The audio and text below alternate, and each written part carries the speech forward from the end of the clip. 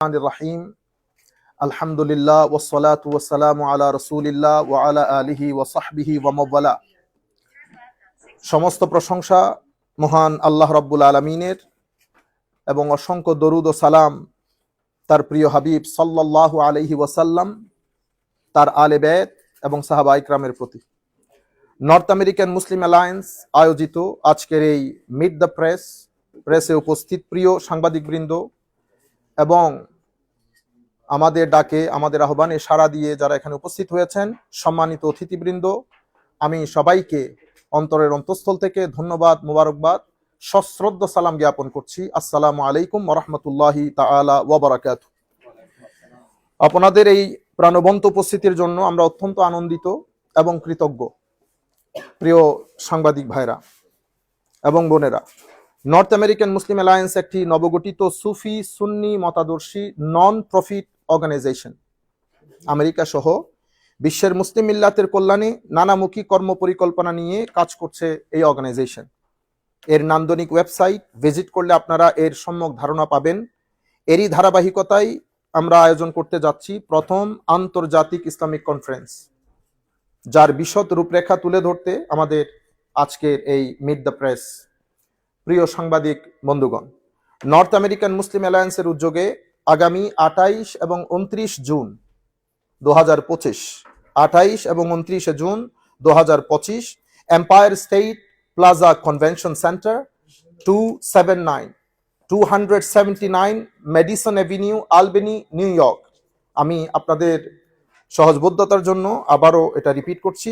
আগামী 28 এবং 29 June 2025 empire state plaza convention centre, 279 medicine Avenue, আলবেনি, new York, 12242 মিলনায়তনে দুদিনব্যাপী এই আন্তর্জাতিক ইসলামিক কনফারেন্স অনুষ্ঠিত হবে ইনশাআল্লাহ। এতে বর্তমান সময়ের গুরুত্বপূর্ণ ইসলামিক স্কলারগণ আলোচনা করবেন।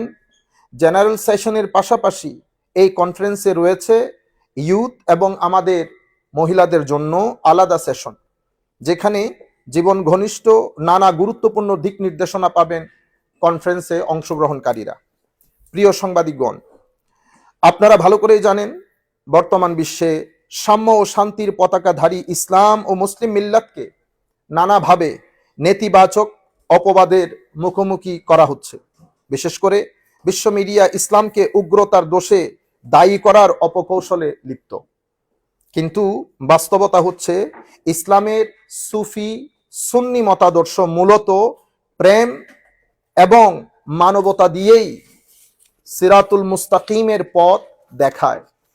আমাদের কর্মকাণ্ডের মূল লক্ষ্য আল্লাহ এবং তদীয় রসুল সাল্লাল্লাহু আলাইহি ওয়াসাল্লামের প্রেমময় পথ নির্দেশকে তুলে ধরা।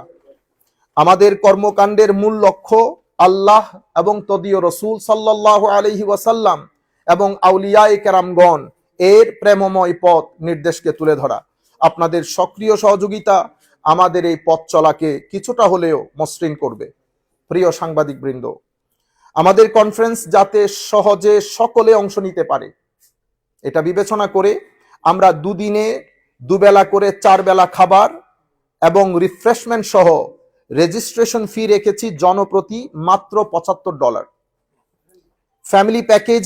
ফ্যামিলি প্যাকেজে যা আরো অনেক কম। আমরা ফ্যামিলি অফ 4, যাদের পরিবারের মধ্যে 4 জন সদস্য আছে তাদের জন্য আমরা ডিসকাউন্টেড প্রাইস রেখেছি। অনুরূপভাবে যাদের পরিবারের মধ্যে 4 জনের বেশি সদস্য রয়েছেন তাদের জন্য আমরা ডিসকাউন্টেড প্রাইস রেখেছি। 4 বছর বয়স পর্যন্ত আমরা ফ্রি রেখেছি। একই সাথে ভেনিউর আশেপাশে প্রায় 8টির মতো হোটেল রয়েছে বিশেষ ছাড় মূল্যে রাত্রি যাপনের বিশেষ ব্যবস্থা। এই 8টি হোটেলের লিস্ট আমাদের আমাদের ওয়েবসাইটে দেওয়া আছে। আপনারা ওয়েবসাইটে গেলে এই 8টি হোটেলের যে কোনো একটি হোটেল আপনাদের সাথে যেটা কনভিনিয়েন্ট হয়, যেই মূল্য আপনাদের সাথে যাবে সেই মূল্যে ডিসকাউন্টেড প্রাইস নিয়ে আপনারা হোটেলে রাত্রি যাপন করতে পারবেন। প্রথম কনফারেন্সে বিভিন্ন স্টেট থেকে, এটা আমাদের প্রথম কনফারেন্স হওয়ার কারণে বিভিন্ন স্টেট থেকে প্রায় 2500 মানুষ অংশ নেবেন বলে আমরা আশা করছি। ইতোমধ্যে অসংখ্য মানুষ রেজিস্ট্রেশন করেছেন, আরো রেজিস্ট্রেশন করবেন বলে আমরা আশা রাখি। এছাড়াও আমাদের আরো কোনো প্রশ্ন থাকলে আপনারা বলতে পারেন, আমরা যথাযথ উত্তর দেওয়ার চেষ্টা করব ইনশাআল্লাহ। আবারও আপনাদের উপস্থিতির জন্য ধন্যবাদ জানিয়ে আমাদের লিখিত বক্তব্য এখানে শেষ করছি। ওয়া আখির দাওয়ানা আলহামদুলিল্লাহি রাব্বিল আলামিন, ওয়াসসালামু আলাইকুম ওয়া রাহমাতুল্লাহি তাআলা ওয়া বারাকাতুহু। আপনাদের যদি কোনো প্রশ্ন থাকে অবশ্যই করতে পারেন। জি প্লিজ। আপনাদের আসলে বেসিক্যালি এই যে এত বড় কনভেনশন করতেছেন, এটার মেসেজটা কি, মানে অডিয়েন্স কারা, মেসেজটা? অনেক ধন্যবাদ, একেবারে বেসিক কোশ্চেন ছিল। আপনি বলছেন যে প্রফেসর সাল্লাল্লাহু আলাইহি ওয়াসাল্লাম প্রেমের বাণী এবং শান্তির বাণী প্রচার করেছেন। সো হ্যাঁ, শিওর, কিন্তু উনি যুদ্ধ করেছেন। এইগুলাকে আপনি কিভাবে? অনেক ধন্যবাদ, অনেক ধন্যবাদ। আমি প্রথমে আপনার দ্বিতীয় প্রশ্নটাকে অ্যাড্রেস করে দেই। আমার নবী সাল্লাল্লাহু আলাইহি ওয়াসাল্লাম, আমি তো আর বৃহৎভাবে বলতে পারবো না, শুধু এক কথাই বললে আপনারা বুঝতে পারবেন। আমার নবী মক্কা শরীফ থেকে মদিনা শরীফ গেছেন। মক্কা শরীফে 13 বছর ছিলেন, মদিনা শরীফে 10 বছর ছিলেন। মক্কা শরীফের 13 বছরে আমার নবী সাল্লাল্লাহু আলাইহি ওয়াসাল্লাম সাহাবায়ে কেরামের জন্য জিহাদ ফরজ করে দিয়েছেন শুধুমাত্র ধৈর্যের মাধ্যমে। এই প্রথম 13 ইয়ার্সের মধ্যে কোন সাহাবী ইভেন সেলফ ডিফেন্সের জন্যও অস্ত্র ধারণ করা, অস্ত্র নেওয়াকে আমার নবী হারাম করে দিয়েছেন। Yani none of the companions was allowed to take up arms even in self defense.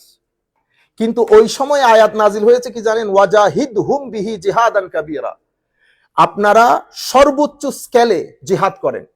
তো সেই সময়ের সাহাবায়ে কেরামের জিহাদ ছিল ধৈর্যের মাধ্যমে। অথচ সেই সময়ে আমার নবীর সাথে প্রায় 500 সাহাবায়ে কেরাম ছিলেন, যাদের মধ্যে তুখর যুদ্ধ ছিলেন। আমির হামজা, হযরতে আলী, হযরতে ওমর প্রমুখ প্রসিদ্ধ। এরপরে আমার নবী মদিনা শরীফে তশরিফ নিয়ে যান। মদিনা শরীফে আমার নবী যখন তশরিফ নিয়ে যান, মদিনা শরীফের ভূখণ্ডের আয়তন ছিল 15,000 স্কয়ার ফিট, এর চেয়ে কিছু কম, এর চেয়ে কিছু বেশি। আমার নবী এই 10 বছরে প্রায় ছোট বড় 87টা যুদ্ধ করেছেন। এই 87টা যুদ্ধের পরে আমার নবী যেদিন দুনিয়া থেকে চলে যান, সেই দিন মদিনা শরীফের আয়তন প্রায় 32 লাখ স্কয়ার ফিট। কিন্তু আপনারা জানেন মানুষ কয়জন মারা গেছে? 87টা যুদ্ধে উভয় পক্ষের মানুষ মারা গেছে 450 থেকে 500-র মধ্যে। যুদ্ধ করেছে আমার নবী। কিরকম যুদ্ধ করেছে জানেন? সেলফ ডিফেন্সের জন্য যুদ্ধ করেছে, কিন্তু আমার নবীর যুদ্ধ বিধ্বংসী ছিল না। সেই কারণে সাহাবায়ে কেরামকে আমার নবী যখন যুদ্ধে প্রেরণ করতেন 14th সেঞ্চুরি এগো, আপনারা চিন্তা করে দেখেন, আমার নবী বলেছেন যুদ্ধের মধ্যে কোনো শিশু হত্যা করা যাবে না। You are not allowed to kill any children. যুদ্ধের মধ্যে কোনো নারীকে হত্যা করতে পারবেন না। যুদ্ধের মধ্যে কোনো বৃদ্ধ মানুষকে হত্যা করা যাবে না। যুদ্ধের মধ্যে কোনো প্রিস্ট হত্যা করা যাবে না। যুদ্ধের মধ্যে কোনো শস্য ক্ষেত্র জ্বালিয়ে দেওয়া যাবে না। কোনো রেসিডেন্সিয়াল এরিয়া বার্ন করতে পারবেন না। যুদ্ধের মধ্যে কোনো নন মুসলিমের উপাসনালয় জ্বালিয়ে দিতে পারবেন না। নন কমব্যাটেন্টের সাথে যুদ্ধ হবে না। তো ইয়া রাসূলুল্লাহ, যুদ্ধ কার সাথে করব? যারা আমাদের সাথে আমাদের অস্তিত্ব নিশ্চিহ্ন করতে আসবে, যুদ্ধ শুধু তাদের জন্য। সেই কারণে আমার নবী সাল্লাল্লাহু আলাইহি ওয়াসাল্লামের প্রথম যারা ইমিগ্রেশন করে আবিসিনিয়ায় গেছেন, এই আবিসিনিয়ার বাদশা যখন জিজ্ঞেস করেছিল যে আপনাদের ধর্মের মূল বাণী কি, তখন মুসলমানদের ডেলিগেশনের যিনি স্পোকসম্যান ছিলেন, আমার নবীর চাচাতো ভাই হযরত আলী রাদিয়াল্লাহু তাআলা আনহুর ভাই, উনি ওখানে ইসলামের পুরো বিষয়টা তুলে ধরেছেন। সেটা কি ছিল? উনি উল্লেখ করেছেন যে আমাদেরকে আহ্বান করা হয়েছে এক আল্লাহর ইবাদত করতে, আমাদেরকে আহ্বান করা হয়েছে সত্য কথা বলতে, আমাদেরকে আহ্বান করা হয়েছে ওয়াদা ভঙ্গ না করতে, আমাদেরকে আহ্বান করা হয়েছে আমরা যেন নারীদেরকে তাদের চরিত্র হনন না করি, আমরা যেন সবাই মিলেমিশে একসাথে থাকি, এক ইউনিটি। সেই কারণে মদিনা শরীফে গিয়ে আমার নবী যখন পৃথিবীর লিখিত প্রথম সংবিধান লিখেন, first written ever written constitution in the history of constitution, that is মিসাকে মদিনা। আপনারা, আমি তো স্বল্প শিক্ষিত লোক, আমার একটা ট্রান্সলেটেড বই আছে এই ব্যাপারে। এটা হচ্ছে মদিনার সনদের আইনি বিশ্লেষণ। এটা যিনি লিখেছেন উনি আরবি, উর্দু এবং ইংরেজিতে লিখেছেন। আমি চেষ্টা করেছি ওটাকে বাংলাতে অনুবাদ করতে। তো আল্লাহ পাকের মেহেরবানি, ওইটা ফার্স্ট রিটেন কনস্টিটিউশন। ওইটাতে ফার্স্ট আর্টিকেল হচ্ছে এই কনস্টিটিউশনের সিগনেটরিজ যারা আছেন সবাই মিলে, মুসলিম, নন মুসলিম, ইহুদ যারা আছেন সবাই মিলে আমরা ওয়ান উম্মাহ, এক ইউনিট। এবং সেই কারণে প্রয়োজনে যুদ্ধ হয়েছে সেলফ ডিফেন্সের জন্য, কিন্তু আমার নবী সাল্লাল্লাহু আলাইহি ওয়াসাল্লাম বাণী প্রচারের ক্ষেত্রে যেটা মেথড অবলম্বন করেছেন সেটা প্রেম নির্ভর, সেটা শিক্ষা নির্ভর ছিল। সেই কারণে কোরআনের মতো এত বড় কিতাবের প্রথম মেসেজ হচ্ছে ইকরা, read in the name by the name of your Lord.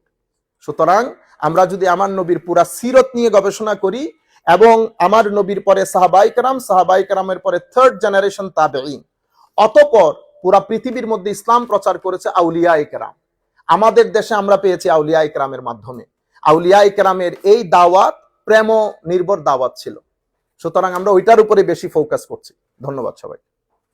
জি, আচ্ছা, আরেকটা গুরুত্বপূর্ণ যেটা আমার সাংবাদিক সাহেবের যেটা প্রশ্ন ছিল যে আমাদের মূল মেসেজটা কি, আমরা আসলে টার্গেটেড আমাদের যে অডিয়েন্স, আমরা আপনাদের মাধ্যমে সবাইকে জানান দিতে চাই আমাদের টার্গেটেড অডিয়েন্স হচ্ছে আমাদের ইউথরা। কেন? আপনারা জানেন যে আমরা যে সোসাইটিতে বসবাস করছি সামগ্রিকভাবে সেই সোসাইটি আমাদের ফিজিক্যাল ডিমান্ডগুলা ফুলফিল করলেও আমাদের একটা জায়গার মধ্যে ফ্লারিশমেন্ট হচ্ছে অনেক বেশি, অনেক উন্নতি, আমাদের সায়েন্স, টেকনোলজি, রিসার্চ সবকিছুর মধ্যে অনেক উন্নত হচ্ছে আমরা, কিন্তু একটা জায়গার ডেক্লাইনের শিকার হচ্ছে আমাদের মোরালিটি, আমাদের নৈতিকতা, আমাদের আধ্যাত্মবাদ, আমাদের সামাজিক সম্পর্ক, আমাদের সাথে মা বাবার সম্পর্ক। এবং এই কলাপসের কারণে, এই ফল ডাউনের কারণে কনসিকুয়েন্স যেটা, যে ফলাফলের দিকে আমরা যাচ্ছি, as a result of this আমাদের এখানে ডিপ্রেশন রেট অনেক হাই, সুইসাইড রেট প্রত্যেক দিন বেড়ে যাচ্ছে, আমাদের family, broken family, numbers of the broken family প্রত্যেক দিন বেড়ে যাচ্ছে, আমাদের ঘরগুলো অনেক এক্সপেন্সিভ কিন্তু ইনসাইড দ্য হাউস আমাদের এনভায়রনমেন্টটা প্লেজেন্ট না। এটার কারণ আমরা নির্ণয় করে আমরা যেটা মনে করছি যে আমার নবী সাল্লাল্লাহু আলাইহি ওয়াসাল্লামের যে শিক্ষা, সেই শিক্ষার মধ্যে কম্বিনেশন অফ বোথ করা হয়েছে, physical as well as spiritual, material as well as moral. আমরা যদি এই দুইটার কম্বিনেশন করে আমাদের ইউথের কাছে তুলে ধরতে পারি, আমার মনে হয় এটা একটা ইফেক্টিভ হবে এবং তারাও বুঝতে পারবে এবং তাদের মধ্যে একটু নৈতিকতাটা ডেভেলপ করতে পারলে সোসাইটির মধ্যে একটা পরিবর্তন আসবে বলে আমরা মনে করি। সবচেয়ে গুরুত্বপূর্ণ যেটা, সেটা হচ্ছে আধ্যাত্মবাদ, তাদের মনন, এটাকে যদি আমার নবী সাল্লাল্লাহু আলাইহি ওয়াসাল্লামের দেখানো পদ্ধতিতে যদি আমরা একটু ডেভেলপ করতে পারি, তাহলে আমার মনে হয় ডিপ্রেশন রেটে আমরা একটা প্রভাব ফেলতে পারবো, সুইসাইড রেটে আমরা একটা প্রভাব ফেলতে পারবো। আমাদের এখানে ডিভোর্স রেট যেভাবে দিন দিন বেড়ে যাচ্ছে, আমরা চাচ্ছি আমাদের মা বোনদেরকে নিয়ে আমরা আলাদা সেশন করি, আমরা তাদেরকে বুঝাই, ফ্যাক্টর গুলা তুলে ধরি যে এই ঘটনা, ডিভোর্সের মতো একটা ঘটনা ঘটলে আমাদের বোথ পার্টি সন্তানরা ফেস করে এবং এটার সাথে ক্রিমিনালিটি, এটার সাথে ডিপ্রেশনের কি সম্পর্ক, এটার সাথে মেন্টাল এনজাইটির কি সম্পর্ক, এই বিষয়গুলোর জন্য একটা প্ল্যাটফর্মের দরকার হয়। আমাদের মসজিদের মধ্যে সেই শিক্ষা দেওয়া হয়, কিন্তু মসজিদের কিছু লিমিটেশনস আছে। তার মধ্যে সবচেয়ে বড় বিষয় হচ্ছে সঙ্গ। আমরা চাই যে বড় বড় স্কলার যাদের কথা বলছি, আমি নেমলি আপনাদেরকে বলি, জাইতুনা ইউনিভার্সিটির আপনারা সবাই ডক্টর শেখ হামজা ইউসুফকে চিনেন, ওনার কলিগ ডক্টর শেখ জায়েদ শাকের, অনেক বড় মাপের একজন মানুষ। এই ধরনের মানুষগুলোর সঙ্গে অনেক পজিটিভ এনার্জি জেনারেট হয়, আমাদের সন্তানদের মধ্যে একটা স্পার্ক হবে। এবং আমাদের ডক্টর শেখ নাজেমের নাতি পৌত্র শেখ ডক্টর নূর বাণী, এরপরে আমাদের ডক্টর ইয়াহিয়া নবী এবং লোকগুলো আরো অনেক থাকবেন। আমরা মনে করছি যে এই সমস্ত স্কলারের সৎসঙ্গ আমাদের তরুণ প্রজন্মের অন্তরে কিছুটা হলেও স্পার্ক করবে, আমরা কিছুটা হলেও আমরা করতে পারবো, তারা মেসেজটা গ্রহণ করতে পারবে। সুতরাং টার্গেটেড আমরা দাবি, আমরা আশা করবো যারা যেখান থেকে বসে শুনতেছেন তাদের অনেক সহযোগিতা হবে, সহায়ক হবে। এই 2 দিন তাদের সন্তানদের একটা নার্চারিং এর একটা ব্যবস্থা হবে। ধন্যবাদ। প্লিজ। আপনি যেসব কথা বললেন, যুব সমাজকে, প্রবাসী যুব সমাজকে টার্গেট করে একই ধরনের অভিপ্রায় উদ্দেশ্যে বেশ কয়েক বছর থেকে ফিলাডেলফিয়ায় মুসলিম উম্মাহ, নর্থ আমেরিকা মুসলিম উম্মাহ মুনার উদ্যোগে, মুসলিম উম্মাহ নর্থ আমেরিকার উদ্যোগে 2-3 দিন ব্যাপী কনভেনশন হয়ে আসছে, এবারও হবে। ওই কনভেনশনের সাথে আপনাদের কনভেনশনের কি কোনো কনফ্লিক্ট আছে? একটা বিষয়, আরেকটা বিষয় যে হবে আপনার পিছনে যে ব্যানার, ওখানে দেখতেছি 26শে জুন। এই 26শে জুনটা কি, ওখানে কেন লেখা? আর আপনারা যারা আছেন এই নর্থ আমেরিকা মুসলিম অ্যালায়েন্সে, এই আপনার দুই পাশে ওনারা কারা এবং এর সাথে আর কে কে জড়িত আছে? অনেক তাদের ধন্যবাদ। নামটা বললে অনেক ধন্যবাদ। খুশি হই। 3টা হয়ে গেছে প্রশ্ন, আমি একটা একটা করে, জি প্লিজ।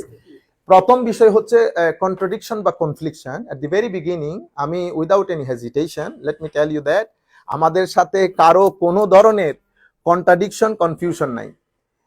এখন প্রশ্ন হতে পারে আবার কেন আরেকটা অর্গানাইজেশন কেন? আমরা এখানে যখন সংবাদ সম্মেলন করতেছি, আমার এখানে 1টা 2টা 3টা, আপনাদের অনেক টিভি চ্যানেল। এখন কি আমি চ্যানেল আইকে বলতে পারবো যে আমাদের এনটিভি থাকতে চ্যানেল আই কেন? অথবা আমি এনটিভি কে বলতে পারবো না যে চ্যানেল আই থাকতে এনটিভি কেন? আসলে হচ্ছে জনগোষ্ঠী বিশাল। এখন এক চ্যানেলের মাধ্যমে এতগুলা জনগোষ্ঠীর নিউজ কাভারেজ করা সম্ভব না, এটা একটা বিষয়। আরেকটা বিষয় হচ্ছে প্রত্যেকের আলাদা আলাদা আন্ডারস্ট্যান্ডিং, আলাদা আলাদা মেথোডোলজি থাকে। সবাই মিলে আমরা একটা ভালো কজের জন্য কাজ করছি। তো সবাই মিলে যদি প্রত্যেকে যার যার 100% ইনপুট দিতে পারি, আমার মনে হয় এটা জাতির জন্য, সবার জন্য মঙ্গলজনক। আপনি যেটা বলেছেন ফিলাডেলফিয়াতে ওনারাও করেন, ওনারা ওখানেও আমাদের লোকজন যান, আমরাও করব। যেভাবে বাংলাদেশে অনেক চ্যানেল কাজ করে, যেভাবে বাংলাদেশে অনেক রাজনৈতিক দল কাজ করে, কেউ কাউকে জিজ্ঞেস করতেছে না যে বিএনপি থাকতে আওয়ামী লীগ কেন, জাতীয় পার্টি থাকতে বিএনপি কেন। ঠিক সেইভাবে প্রত্যেকে যার যার মেথড, যার যার মেথোডোলজি নিয়ে আমরা কাজ করি। সবাই মিলে ঐক্যবদ্ধভাবে কাজ করলে এটা জাতির জন্য একটা ভালো ফলাফল বয়ে আনবে। আমরা ওনাদেরও সফলতা কামনা করছি। হ্যাঁ, আমাদের এখানে আমাদের মেথোডোলজিটা একটু ভিন্ন। যেমন আমরা আলাদা আলাদা সেশন, এটা একটা বিষয়। আর আমরা সুফিয়াই কেরামের যে শিক্ষা, তাসাউফ তরিকতের যে শিক্ষা, আমরা বলতে কোনো দ্বিধা নাই। আমরা 3য় জেনারেশনের পরে, যেটা কিছুক্ষণ আগে আমি মেনশন করেছি, পুরা পৃথিবীতে ইসলাম প্রচার করেছেন সত্যিকার অর্থে আউলিয়াই কেরাম। আপনারা যদি ফিলাডেলফিয়াতে শুয়ে আছেন বাবা মুহিউদ্দিন রহমতুল্লাহ আলাই, আপনারা যদি ওনারও ইসলাম প্রচার দেখেন ওনার মাধ্যমে প্রচুর লোক ইসলাম কবুল করেছে। উনি কিন্তু শিক্ষিত লোক ছিলেন না, উনি আমাদের কাজী নজরুল ইসলামের মতো সেলফ এডুকেটেড, উনি কোনো কারো কাছে পড়েন নাই। এবং আশ্চর্যের বিষয় হচ্ছে সুটেড বুটেডও না, অতি সাধারণ একজন মানুষ, কিন্তু ইম্প্যাক্ট ইনফ্লুয়েন্স করেছে এই সোসাইটির ক্লাস 1 সিটিজেন যারা ডক্টর, ইঞ্জিনিয়ার, প্রফেসর, সায়েন্টিস্ট। ওই যে আধ্যাত্মবাদ, যেটাকে আমরা আমাদের ভাষায় বলি ফুয়ুজাতে মুহাম্মাদি সাল্লাল্লাহু আলাইহি ওয়াসাল্লাম, তো আমরাও সুফিয়াই কেরামের সে আদর্শ ধারণ করি। আমরা চাই সুফিয়াই কেরাম যে পজিটিভ এনার্জির মাধ্যমে জাতিকে আলোকিত করেছেন, সেই এনার্জিটা আমরা যুব সমাজের মাধ্যমে ছড়িয়ে দিতে চাই। আপনি যদি পার্থক্য বলেন, তাহলে আমি এই একটা পার্থক্য বলতে পারি যে সুফিয়াই কেরামের আদর্শটা সেভাবে হয়তো হাইলাইট করা হয় না, আমরা সেটা হাইলাইট করব। অথবা মেথোডোলজিক্যাল যার যার একটা মেথোডোলজি থাকে কাজ করার। নাম্বার 2 হচ্ছে 26 তারিখ না, আমাদের অনুষ্ঠান হবে 27, 28 এবং 29শে জুন, স্যাটারডে এবং সানডে। কিন্তু আমাদের আজকের অনুষ্ঠান হচ্ছে 26 তারিখ, সেই জন্য 26 তারিখ। এটা ভুল হয়েছে হয়তো। অনেক ধন্যবাদ, থ্যাংক ইউ ভেরি মাচ মাকি। আমি আবারও সবার জন্য বলছি অনেক ধন্যবাদ, এটা না বললে। জি, না 2500 মানুষ আমাদের, না 2500 মানুষ আমরা অ্যাকোমোডেট করতে পারবো। এই 2500 মানুষের মধ্যে প্রায় 600-700 মানুষ রেজিস্ট্রেশন করে ফেলেছেন, এতটুকুন বলেছে। অনেক ধন্যবাদ। আর থার্ড আরেকটা প্রশ্ন করেছেন, না সব উত্তর করা হয়েছে আপনার? হ্যাঁ, ঠিক আছে, ধন্যবাদ। প্লিজ। আচ্ছা, আমাদের অর্গানাইজেশন হচ্ছে নর্থ আমেরিকান মুসলিম অ্যালায়েন্স। তো north American Muslim alliance, in fact আমাদের এখানে যারা আমরা বাংলাদেশ থেকে আসা সুফিয়াই কেরামের তরিকতপন্থী লোক, আদর্শের লোক আছি পুরা আমেরিকা জুড়ে, নিউ ইয়র্ক থেকে শুরু করে Stamford, new jersey, Philadelphia, Florida, তারপরে আপনার বোস্টন থেকে শুরু করে আমাদের বাফলো পর্যন্ত প্রত্যেক জায়গায় ছড়িয়ে ছিটিয়ে আমাদের লোকজন এখানে একসাথে। তবে যেহেতু অর্গানাইজেশনটা কিছু মানুষের নামে রেজিস্ট্রেশন করতে হয়, যাদের নামে রেজিস্ট্রেশন করা হয়েছে তোর মধ্যে 3 জন আপনারা এখানে দেখতেছেন। আমরা সভাপতি, সেক্রেটারি গুলা বলবো না, কারণ আমরা সবাই পার্ট অফ দি অর্গানাইজেশন। আমাদের গিয়াস ভাইও পার্ট অফ দি অর্গানাইজেশন, এবং আমাদের যারা সুফিয়াই কেরামের তরিকায় বিশ্বাস করেন অথবা বিশ্বাস করেন না, মুসলিম, সবাই আমরা পার্ট অফ দি অর্গানাইজেশন। কিন্তু আমরা এখানে বসার মূল কারণ হচ্ছে যেহেতু কয়েকজনের নামে এটা রেজিস্ট্রেশন করতে হয়, সেই জন্য এই 3 জন এখানে বসেছি। আরো আমাদের লোক এখানে বসেছেন যাদের নামে ওই অর্গানাইজেশনটা রেজিস্ট্রেশন করা হয়েছে। আশা করি উত্তর দিতে পেরেছি। জি, আমার নাম মিজানুর রহমান, আমি দেশ পত্রিকায় কাজ করি। আমার মাশাআল্লাহ। প্রশ্নটা হলো যে অ্যাকচুয়ালি আপনারা কারা? আপনাদেরকে দেখে ধরেন একজন সাধারণ প্রবাসী কেন উদ্বুদ্ধ হবে আপনাদের ওই কনফারেন্সে যেতে? মাশাআল্লাহ। এর আগে আপনাদের কি ছিল, আপনারা কি করেছেন, এবং মাশাআল্লাহ, এই সংগঠনটা আপনারা কবে করেছেন? অনেক আর ধন্যবাদ। আপনাদের এই সংগঠনের সাথে বাংলাদেশের কোনো সংগঠনের লেজুর ভিত্তি আছে কিনা? কারণ হলো এই প্রবাসে আমরা প্রায় দেখি যে বাংলাদেশের কোনো সংগঠনের অঙ্গ সংগঠনগুলো আমাদের এখানে প্রতিনিধিত্ব করে, মাশাআল্লাহ। এরকম কোনো কিছু কিনা?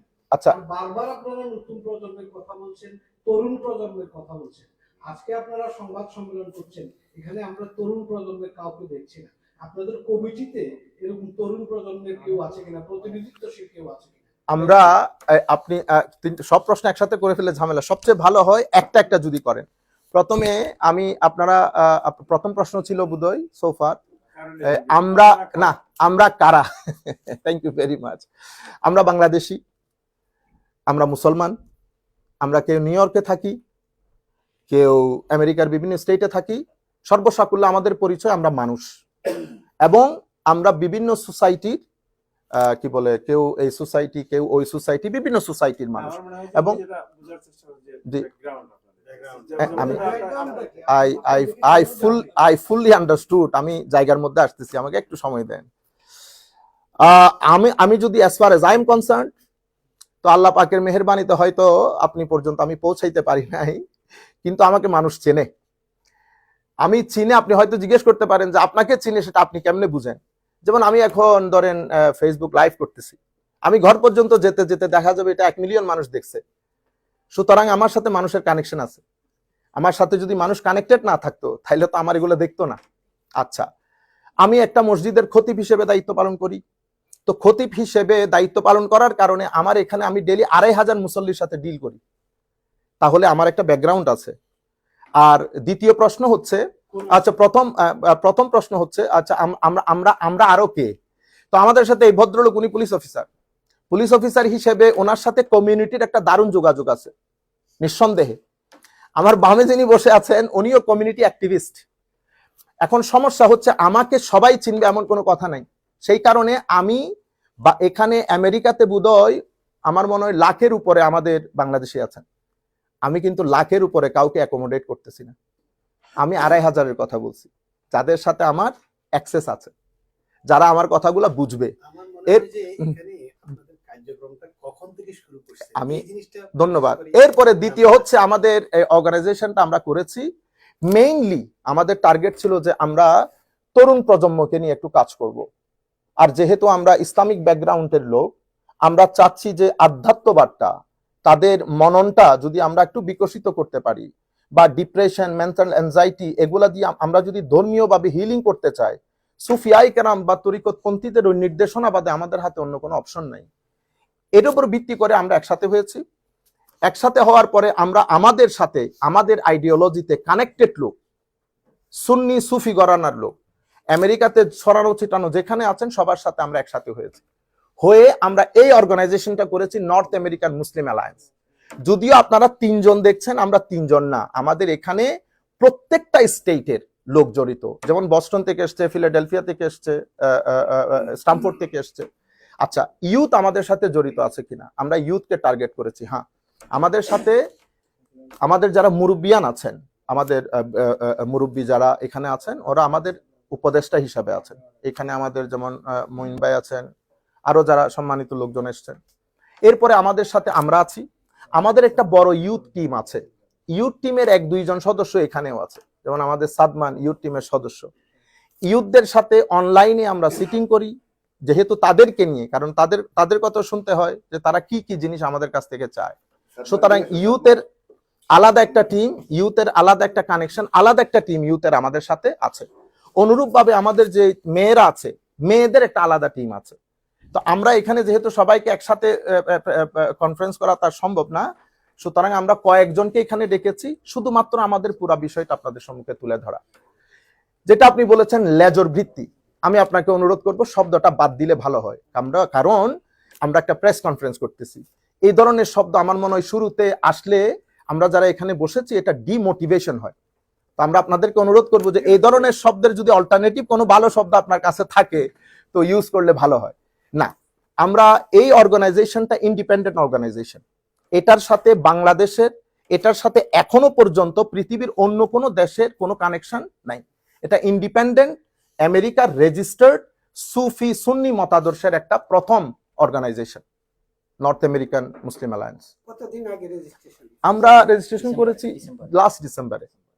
আরেকটা বিষয় প্লিজ। আপনার হ্যাঁ, কথায় আসতেছে বারবার 2500। জি আপনি বলছেন 2500 লোক টার্গেট কনভেনশনে, জি আবার আপনি যে মসজিদে ইমামতি করেন সেখানেও 2500 লোকের সাথে। জি। এই মসজিদটার নাম কি? North Bronx Islamic centre, north Bronx Islamic centre. Please. আপনাদের সাথে একটা জিনিস জানছি, বাংলাদেশে যারা ইসলাম প্রচার করেন, বাংলাদেশের বিভিন্ন গ্রুপ আছে, জি ইসলাম প্রচার। জি জি। এদের কাকে আপনারা মনে করেন যে ওকে দে আর রাইট পাথ, বা আমরা আপনাদের যে সুফি জি জি আমরা আমরা আমরা জেনারেল টার্ম ব্যবহার করি। বাংলাদেশটা আমরা আপাতত না আনি, আমরা শুধু আমাদের জেনারেল একটা পরিচয়, ঠিক আছে? আমরা এখানকার পলিটিক্স করি।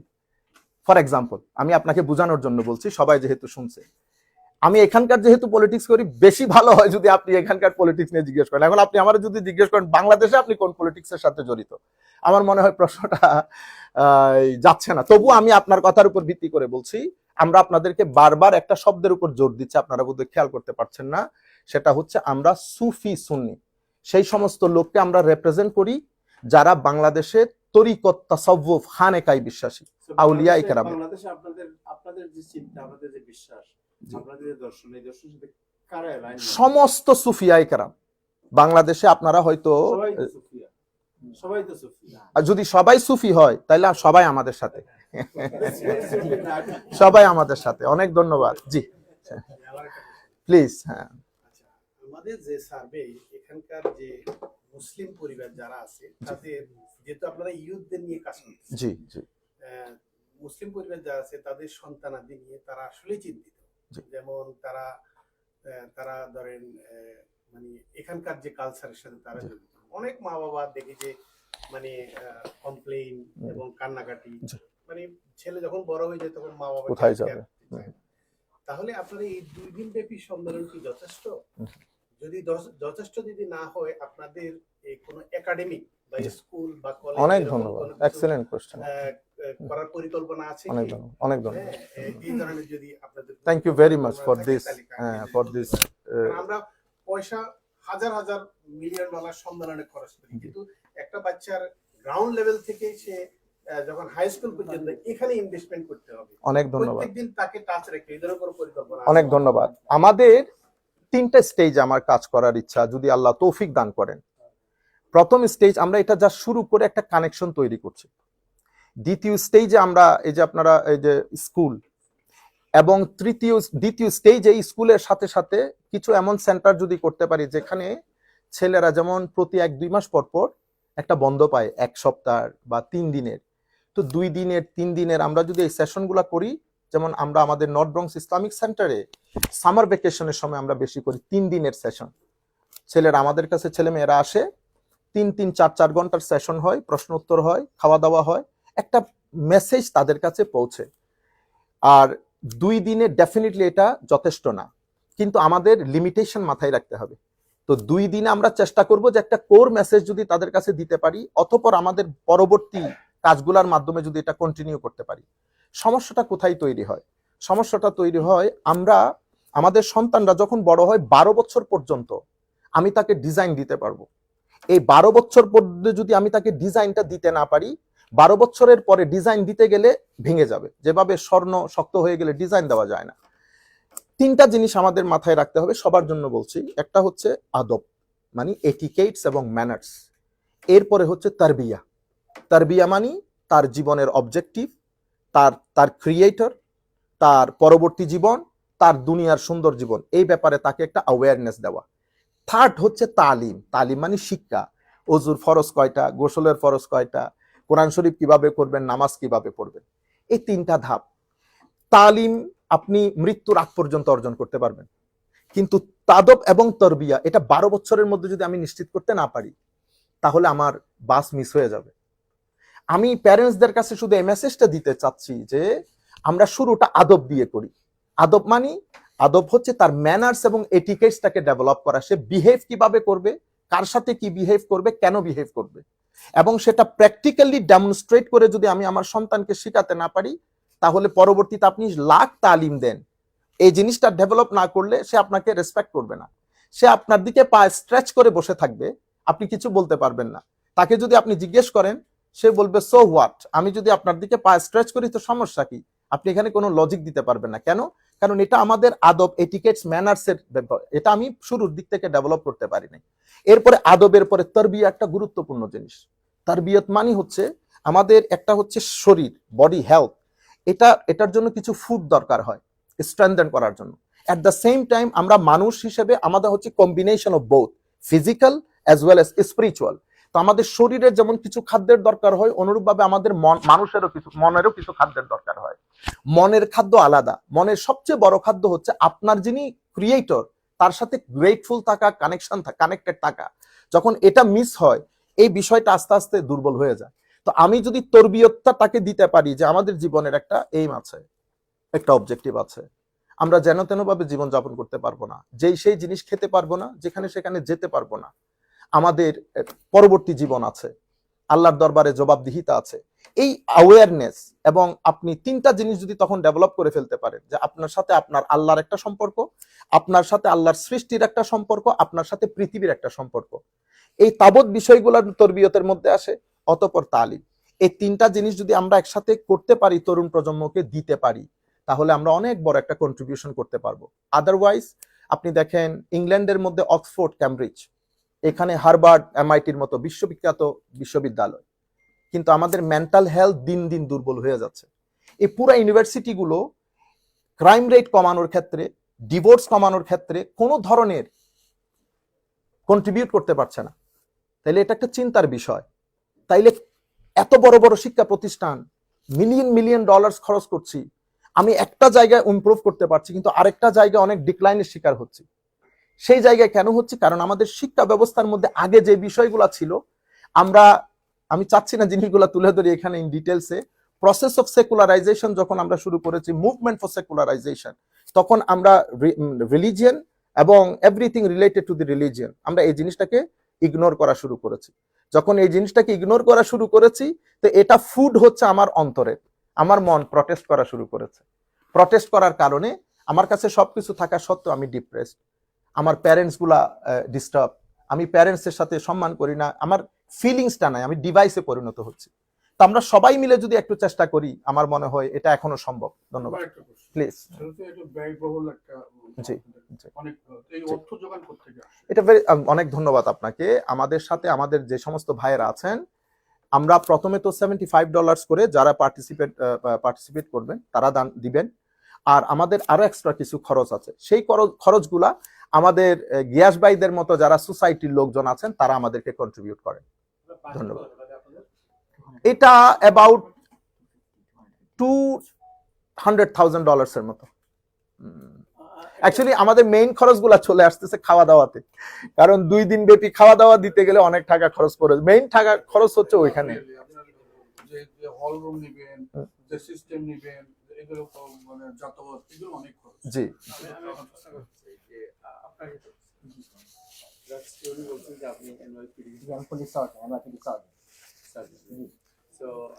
আমার প্রশ্ন হচ্ছে যে NYPD it's a religious community event, NYPD is secular organization, and then এনওয়াইপিডির যে তাদের যে আভ্যন্তরীণ বা ইন্টারনাল যে কালচার, এই কালচারের সাথে এটা কোনো কনফ্লিক্ট করে কিনা, যে ধরনের অর্গানাইজেশনে এনওয়াইপিডিতে যিনি কাজ করছেন তার সম্পৃক্ততা, এটা কি কোনো কনফ্লিক্ট করে কিনা? অনেক ধন্যবাদ আপনার প্রশ্নের জন্য। আসলে এনওয়াইপিডি অনেক ডাইভার্স একটা অর্গানাইজেশন। যেমন মনে করেন আমাদের অনেক, আপনারা জানেন হয়তো, জানেন না, আমাদের পুলিশ হেডকোয়ার্টারে শুক্রবার দিন জুমার নামাজ হয়। ওরা অনেক ডাইভার্স, বাইরে থেকে মানুষজন মনে করেন যে এনওয়াইপিডিতে অনেক মানুষজন আছে, বাঙালিরা খুব কষ্টে আছে, তাদের রিলিজিয়াস ফ্রিডম নেই, কিন্তু সেরকম না। এনওয়াইপিডি আসলে এনকারেজ করে যে তোমার যদি রিলিজিয়াস সম্পর্কে কোনো ইন্সপিরেশন থেকে থাকে সেটা তুমি আমাদের সাথে শেয়ার করো। আপনারা হয়তো জানেন অথবা জানেন না, আমাদের আল্লামা সাইফুল আজম সাহেব, উনি ইংল্যান্ডে পুলিশ ডিপার্টমেন্টে চ্যাপলিন ছিলেন।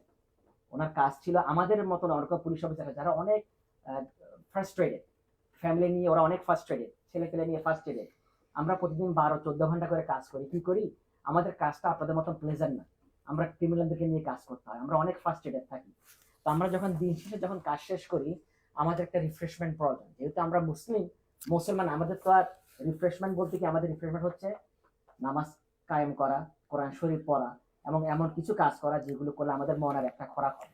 তখন আমরা ওনাদের মতো মানুষদের কাছে ছুটে আসতে হয়, হুজুর কোরআন শরীফ খুলে বলেন, হাদিস বর্ণনা করেন, ফ্যামিলিতে এই হতাশা কিভাবে দূর করব, ছেলের সাথে কিভাবে বিহেভ করব, ওয়াইফকে কি বলবো, আমার মানে কনজুয়াল লাইফটা কিভাবে আরো সুখী করতে পারবো, সেটা কোরআন শোনার আলোকে। তখন আমরা ছুটে আসি ওনাদের মতো মানুষের কাছে, এবং আল্লাহর কাছে লাখ লাখ শুক্রিয়া যে আমাদের এই বর্তমান আমেরিকাতে ওনার মতন একজন স্কলার আমরা পেয়েছি। আমরা আপ্রাণ চেষ্টা করছি, আপনাদের সহযোগিতা কামনা করছি যে আমরা হাসনাত ভাই যদি কিছু মনে না করেন, আমি আপনাদের যেটা আপনি বলছেন যে পার্সোনাল, জি কিন্তু this is Organization. Community G affairs, G G G community organization organize the community towards a specific Direction. direction or religion. G G G So এক্ষেত্রে আপনাদের যে conflict of interest, right, G G, the conflict of interest আসলে কাজ করে শুধু এক ক্ষেত্রে এনওয়াইপিতে যে কোনো এমপ্লয়ের জন্য, সেটা হচ্ছে আমি সিটির সাথে কোনো বিজনেস করছি কিনা। That's the only conflict. যেমন আপনাদের পিছনে কিন্তু আমাদের এনওয়াইপিতে আরো অনেক বেশ কয়েকজন পুলিশ অফিসার আছে। তো যদি কখনো কনফ্লিক্ট থাকতো, সেটা আমরা প্রথমে ডিপার্টমেন্টে জানাতে হয়। ইভেন অ্যাজ এ সার্জেন, আমি যদি আমার একটা পুলিশ অফিসারের কাছে একটা সেলফোন বিক্রি করতে চাই, আমি পারবো না, আই এম নট অ্যালাউড মোর দেন $25। তো যাই হোক, সেগুলো আমাদের অনেক ইন্টারনাল পলিসি আছে, যেগুলো আমরা জানি। তো হ্যাঁ, আমাদের সেরকম কোনো কনফ্লিক্ট নাই। না, আমি এটার সাথে একটু অ্যাড করে দেই, আমাদের যে কর্মকাণ্ড, একটু পরে আমাদের যে কর্মকাণ্ড এই নৈতিকতার জন্য, আধ্যাত্মবাদের ডেভেলপমেন্ট, মানুষের এই মেন্টাল হিলিং, এই কাজগুলোর জন্য ইউরোপ, আমেরিকা, স্ক্যান্ডিনেভিয়ান কান্ট্রি, প্রত্যেক দেশের যেই enforcement, different enforcement forums, agencies আছে, পুলিশ আছে, আর্মি আছে, প্রত্যেক ডিপার্টমেন্টে চ্যাপলেন রাখা হয়। চ্যাপলেন, মুসলিম চ্যাপলেন, হিন্দু চ্যাপলেন, জিউস চ্যাপলেন, প্রত্যেক ধর্ম থেকে রাখা হয়। তাদের দায়িত্ব হচ্ছে সেই সমস্ত পুলিশ অফিসারকে ধর্মীয়ভাবে তাদেরকে হিলিং করা। সুতরাং আমাদের যেই কাজ, সেটা পুলিশ ফোর্সের কোর কাজ, কনফ্লিকশন তো দূর কি বাত, কোর কাজ। ধন্যবাদ। জি, যে সরাসরি পর্যবেক্ষণের জন্য কি সাংবাদিকরা ওখানে যাবেন? আমরা অবশ্যই আশা করব আপনাদের, ইনশাআল্লাহ আমরা যোগাযোগ করব আপনাদের সাথে। আমরা দ্বিতীয় ফেজে, আমাদের প্রথম ফেজের কাজগুলো শেষ, দ্বিতীয় ফেজের কাজগুলো প্রায় শেষের দিকে আলহামদুলিল্লাহ। যেহেতু আমাদের একটা ম্যাগাজিন বের হবে, এবং সেই ম্যাগাজিনে আমরা চেষ্টা করতেছি ভালো কিছু প্রলিফিক রাইটারের 10 to 12 আর্টিকেলস, যেটা আমাদের 12 থেকে 22 বছর বা ততোর্ধ্ব তরুণ প্রজন্ম পড়তে পারবেন, রিডেবল, সেরকম একটা ম্যাগাজিন তৈরি করতে সেই কাজটা চলতেছে। বিধায় এটা শেষ হওয়ার সাথে সাথে আমরা আপনাদের সাথে যোগাযোগ করে আমরা ওই থার্ড ফেজের কাজগুলো শুরু করে দেবো, এবং আপনাদেরকে এনশোর করব আসার জন্য ডেফিনেটলি যা যা ব্যবস্থা করার দরকার অবশ্যই করব। আমি একটু প্রথম কথা হলো যে আমাদের ডক্টর সাইফুল একটু আজম বাবা আল আজহারি, তিনি একজন খুবই আন্তর্জাতিক মানের একজন আলেম। উনি আল আজহার বিশ্ববিদ্যালয় থেকে গ্রাজুয়েশন করেছেন, লন্ডনে লেখাপড়া করেছেন। এখন উনি ইসলামিক সেন্টার ডাইরেক্টর। ওনার অনেক ভিডিও আছে, মানে আমরা ভিডিও দেখলে দেখবেন ফেসবুকে, মানে সোশ্যাল মিডিয়াতে আমাদের খুবই পরিচিত। তো ওনার বক্তব্যগুলি মেনলি যে প্রথম যে আলোচনা হলো যে সুফি এবং তাসাউফ সুন্নি যে ধারা, আপনারা জানেন যে এখন বর্তমান যুগে অনেক অনেক ধারা আছে। এটা ওপেন, যে আমরা বলি সবসময় কি ওহাবি, সালাফি, তারপর আপনার জামাত, তাবলিগ জামাত, আবার বাংলাদেশের জামাত ইসলামী, বা আপনার এই হেফাজত আছে না, বিভিন্ন ধরনের আছে, এটা ওপেন। তো এখন এটা আমাদের হলো সুফি ঘরানা। এবং যেটা আমাদের আজকে প্রধান বক্তা বলেছেন যে সারা বিশ্বে কিন্তু ইসলামটা প্রচার হয়েছে এই সুফি ঘরানার যারা উলিয়া উলিয়াদের মাধ্যমে। এবং উলিয়া উলিয়ারা কিন্তু জিহাদও করেছে, মানে যদি আঘাত আসে, যেমন আমাদের ভারতবর্ষে খাজা বাবা, আমাদের মনিতি ছিল তিনি একজন একজন সম্রাটের সাথে যুদ্ধ করেছেন। সেই যুদ্ধটা কোথায়? ডিফেন্স, সেলফ ডিফেন্স, এবং সেটা সেই ডিফেন্সের মাধ্যমে কিন্তু ইসলাম প্রচার হয়েছে। আমাদের সিলেটেও সিলেটের আমাদের শাহজালাল রহমতুল্লাহ কিন্তু যুদ্ধ করেছে, তো উলিয়ালরাও কিন্তু যুদ্ধ করেছে যদি আঘাত আসে। এবং আমি একটা জিনিস মানে একটা তথ্য দিতে চাই, যে সমস্ত বিশ্বের যে সমস্ত দেশে ওলিয়া উলিয়াদের মাধ্যমে ইসলাম প্রচার হয়েছে সেই সমস্ত দেশে এখন ইসলাম আছে। আর যে সমস্ত দেশে জোর করে ইসলাম মানে রাজ্য দখল করা হয়েছে সেই সমস্ত দেশে মুসলমান নাই। এবং স্পেনে মুসলমান 700 বছর শাসন করেছে, কিন্তু উলিয়া উলিয়া না থাকলে সে মাজার পাওয়া যাবে না। আপনি স্পেনে যান, কি বলে গ্রিসে যান, আবার যেখানে মানে তুরস্কের ওদিকে যান, ওই বজনিয়াতে যান, দেখবেন উলিয়াউলিয়াদের মাজার আছে। মরক্কো যান, উলিয়াউলিয়া মাজার আছে। ভারতবর্ষে যান, আপনি ইন্দোনেশিয়া মালয়েশিয়া যান এবং চায়না যান, উলিয়াউলিয়াদের মাজার আছে। যেখানে মাজার আছে সেখানেই মুসলমান আছে, যেখানে মাজার নাই সেখানে উলিয়া মানে মুসলমান নাই। কিন্তু আমাদের মধ্যে কিন্তু এক ধরনের লোক আছে যারা মাজার পছন্দ করেন না, উলিয়াউলিয়া পছন্দ করেন না, এই ধরনের আকিদের লোকও আছে। এটা তো দৃশ্যমান। সেক্ষেত্রে আমাদের যে আজকে যে প্রধান বক্তা উনি যে মেসেজটা দিতে যাচ্ছে যে আমাদের সমাজে, আমি একটা জিনিস যেহেতু কমিউনিটির সাথে আমি আছি, আমাদের অনেক ছেলে আছে যেমন একদিকে ডিরিল হয়ে যাচ্ছে, ইসলাম ধর্মের মধ্যে নাই, আর কিছু আবার ইয়ত আছেন তারা আবার ফ্যানাটিক হয়ে যাচ্ছেন, খুবই